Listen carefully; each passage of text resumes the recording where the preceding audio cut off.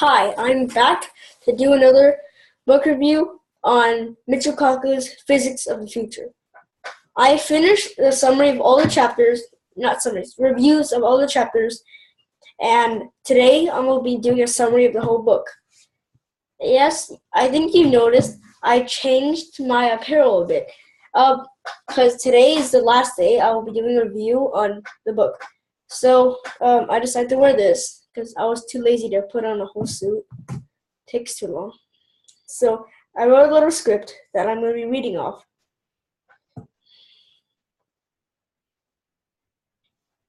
Imagine, if you can, the world in the year 2100. In the book Physics of the Future, Michio Kaku, the New York Times bestselling author of Physics of the Impossible, another book he wrote, gives us a stunning and exhilarating vision of the coming century based on interviews with over 300 of the world's top scientists who are already creating a future in their labs. The result is the most scientifically accurate description of the revolutionary developments taking place in medicine, computers, AI, nanotech, energy production, and astronautics. In all likelihood, by 2100, we will control computers via tiny brain sensors, just like magicians who move objects around with the power of our own minds. AI will be dispersed throughout the environment, and internet-enabled contact lenses will allow us to access the world's information base or conjure up any image we desire in the blink of an eye. Meanwhile, cars will drive themselves. We won't have to even touch the steering wheel. Just tell it where to go, and it goes there.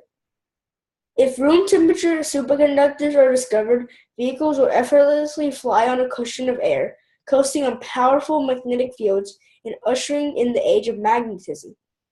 So magnets will play a big role in the future. If we had flying cars, most likely they will be because of magnets or some other reason that had to do with magnets. Even the airplanes we use nowadays depend on magnets. Using molecular medicine, scientists will be able to grow almost every organ of the body and cure genetic diseases. Millions upon millions of tiny DNA sensors and nanoparticles scanning our blood cells will silently scan our bodies for any sign of illness, while rapid advances in genetic research will enable us to slow down or maybe reverse the aging process, so we would never have to die, allowing human lifespans to increase dramatically. In space, radically new spaceships, like needle-sized vessels using laser propulsion or using the sun's power, could replace the expensive chemical rockets of today, which we have to waste every time we send to outer space. Advances in nanotechnology may lead to the fabled space elevator, which many are waiting for.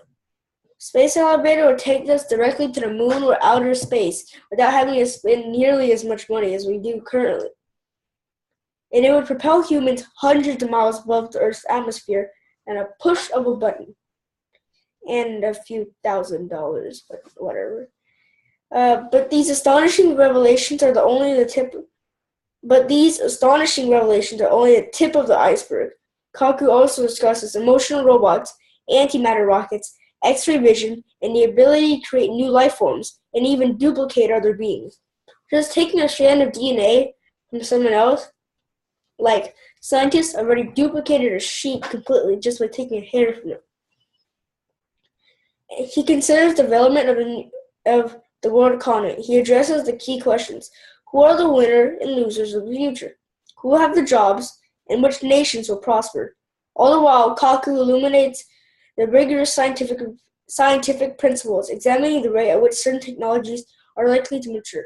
How far can they advance, and what their ultimate limitations and hazards are, synthesizing a vast amount of information to construct an exciting look at the years leading up to the year 2100. The book Physics of the Future is a thrilling, wondrous ride through the next 100 years of a breathtaking scientific revolution.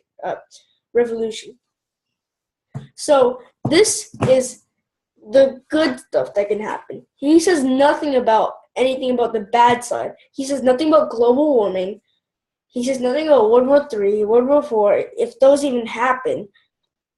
This book is just saying all these bad things we fixed. There was never a World War III. There was never a war after the Vietnam War. The war with ISIS and stuff. There were no wars. Basically, the world just worked together to solve problems together. And this is the good side that happened. He doesn't talk anything about the bad side, because we look toward the positive side. So that is my summary for the book. This is a really amazing book. I say 9 out of 10, 9.2 out of 10.